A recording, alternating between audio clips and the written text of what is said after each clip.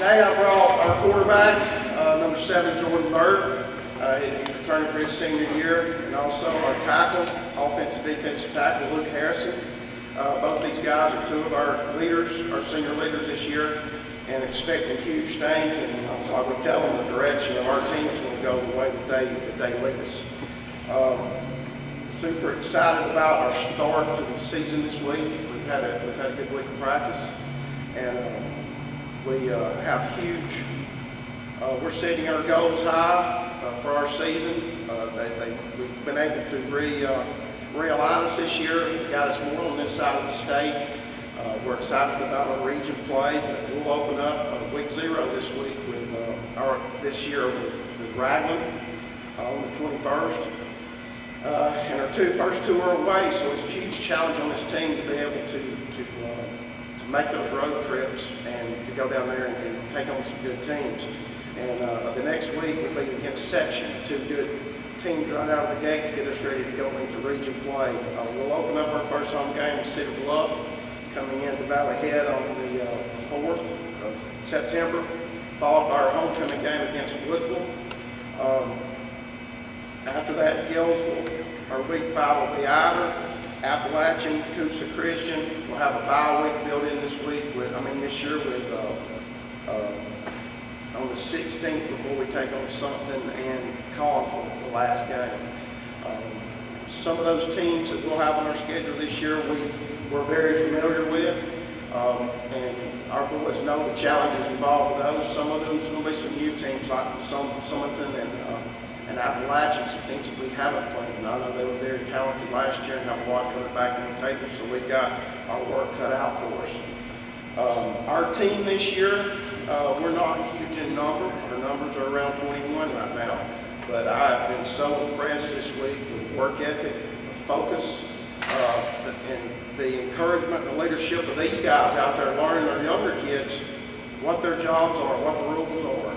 And the younger ones, everyone's just a level of focus right now to take advantage of every minute.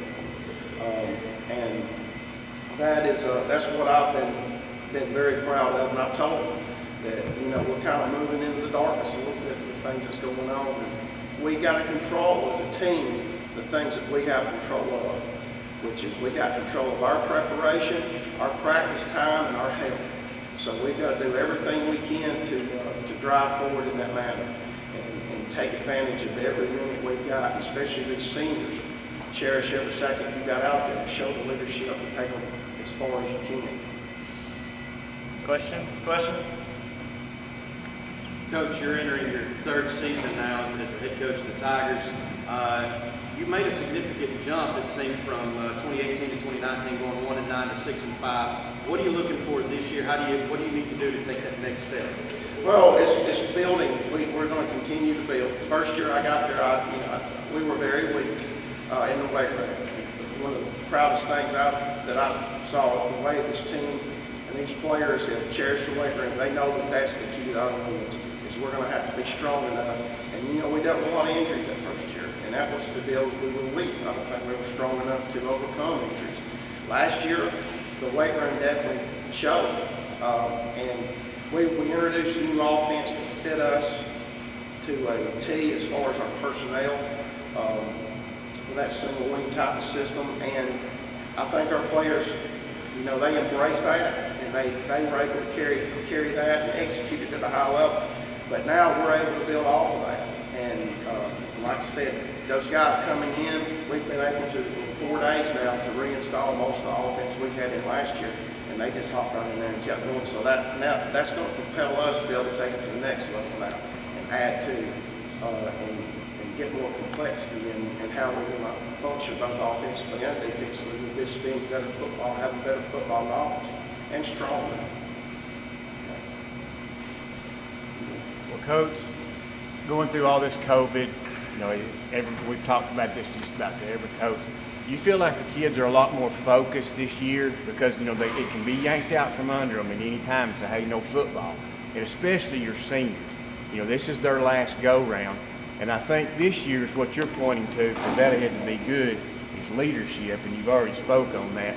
That's probably the most important thing because y'all kind of went got off to a great start last year, kind of sort of fizzled toward the end. But this year, I'm sure you feel a whole lot better about this football team. Yes. I think that, one of the things, last year we were trying to win. We had guys trying to win. This year I'm seeing leadership at an early time period take place. They're out there, let's go. They're pushing everything to the max. I think last year we did have a lull. We started strong, had a big win or two, and then the second half of the season we dealt with a few injuries and a few things where the leaders would take, like you said, they would take and say, hey, let's go and win this thing. We fumbled, we made some mental errors on some things that probably shouldn't have happened, and it cost us a few ball. But and that's where I'm looking for us to improve the team this year.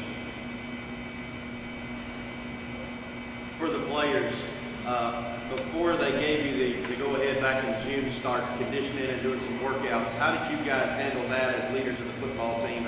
What did you guys do specifically to kind of make sure that just because they said no spring, that you didn't really feel like you lost your spring? Me and the conference stayed aside most of it. Working on most of the time.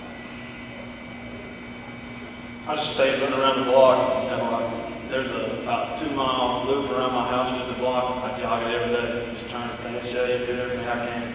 I lost actually about 50 pounds over this corona, just trying to lose as much weight as I can, because like you said, changing the offense up, our tackles pull now. So I'm actually going to be able to do that even better now since I lost that weight. And on defense, I watch myself. And I was too slow last year. I had to be faster, and I think I really hit hard. This is for Jordan and Luke. What are your individual goals this season, and what do you hope to achieve? I don't really have individual goals. I want the team to win. I don't have any set thing. I just want that W column to have a lot more than that L column. I just want to win as many games as the whole team. That's my whole goal. Be better than last year, record-wise. That's all I'm going. Well, Luke, being from tradition of football players, everybody knows who your grandfather is. You've had several players. Do you feel that pressure of the legacy? Because there has been successful football players that's come from your family before. Do you feel like you need to make that statement before you get through? Yeah, I mean, just looking back on it, there's a wall about ahead in our locker room, and I swear half that wall's got my last name, and I'm just sitting there like, God, I got to do something, and it's a lot of pressure, but it's also just fun to see that and know that I can be just like them, and one day I'll probably be up on that wall if I work as hard as they did. It's definitely true. Jordan, for you, I know coaches have preached to you about leadership. Well, this is your senior year, and everybody's talked about you through your whole high school career. This is your year. Do you feel like that's the most important part of your game, is to be a leader? Most definitely. For sure. Coach, can you talk a little about your coaching staff? Do you have any changes there or anything going on with your staff? Yeah, I'm fortunate to have a very good, some outstanding, and these guys up there, some outstanding guys to assist me and to also coach them. I got John Kirk assisting with some of the offense. Of course, I've got all the staff. I've had Coach Williams, our basketball coach, also helps me. She's a big part, helps me in what I do, just carrying on the daily roads and getting things done. We've had to hire Matt Holden. He'll be our head baseball coach, but he's also our DB and our junior high coach. Got some volunteer guys.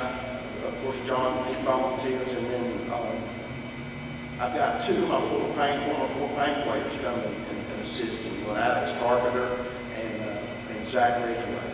And those guys have, I coached them at Fort Payne, and now that since they graduated and they're looking to move into the educational field, they want to continue coaching football. So, hey guys, come over here and help me. And they stepped in. Coach Carpenter helped me last year and did an outstanding job. And this will be Zach's first year at Ridgeway helping. So as far as that, that's our staff. And it's taken a huge role. That's something where I've grown in 2 years, been able to get more guys in there to help, and from a head coaching role, you're only as good as your assistant, so those guys get in there and they help me get things done, and they also are good leaders for these players, good men. But that's, as far as we're going to continue to drive forward as a team, and we continue to set goals. I told them our core values. Yesterday we had to talk about that at the end of practice and what we need to be focusing on as a team. This year we're going to focus on being disciplined, being selfless, and being tough. Those are the three. They're very simple. And I told them every day you come out here, you better be focusing on our core values. Are you disciplined enough to do the hard things? Are you selfless? Are you putting the team first in all your actions? And are you tough? Being, like I said, we're going to be low in numbers. Are these guys, they do it all. Sitting there at 20 players, between offense, defense, special teams, everybody's going to have a role out there. They're going to have to be tough, and it's going to get hard. They got to be disciplined, and their actions have to put the team first for us to be successful. Any more questions? Anybody else? Calvin Cox, 101 Torch. How hard has it been to identify your starting 11 without a spring, no pads? Without a spring, definitely we had some holes. I had to do an idea about a few guys that would be able to step in there, and really they got the ability. It was just can they learn what they missed out on? I know primarily in the offensive line, I knew that we're going to be able to replace Marlon Trinidad was one of our 1,000-yard rushers seniors, and that definitely was a hole. But I knew that we had Bryson Morgan come in. Bryson didn't have the year last year that he wanted to have. He got a hairline fracture in one of his legs in the mid-season, and it put him out most of the games, but he was able to come back for the playoffs, and they probably played his best game in that last game. So I got high hopes on Bryson being able to step in. We lost Marlon. We lost also Hayden Fletcher is coming out this year for us. Hayden is a very big kid. I know he can help us both on the offensive and defensive line. But the thing is, can he learn? How quick can he learn the offense? And he's so far, he's had a great week this week. I think he's going to be fine. Got high expectations on Ian Banyan. We knew Ian's an up-and-coming player, but him getting strong enough, he's just going to be a different. But him being able to step in the wingback position and give us the counter concepts out of our offense, and also being able to release him and him being the receiver for us. So I did have high expectations on Ian. And putting a lot of pressure on probably one of our youngest players is going to be Noah Horton. I'm looking at him to step in and be the weak side inside linebacker. As a freshman, which that can be hard, the speed of the game can be hard. Even if you're 1A, being a ninth grader out there in varsity game, it's hard. But he knew it was coming. Craig Hogan, I mentioned Craig. Craig helps me also with but they've worked throughout the offseason. They put in a lot of work. They can pull sleds out in the yard and flip tires. He's also kicking. He's going to be an extra point kicker, so he kicked through the down time there. But I'm going to put him in there, and he's about 215 pounds. So I think he's big enough, but it goes into the mental aspects. Can he stay on the reads? Can he get downhill defensively? And he's also going to play on the backside, offensive tight end.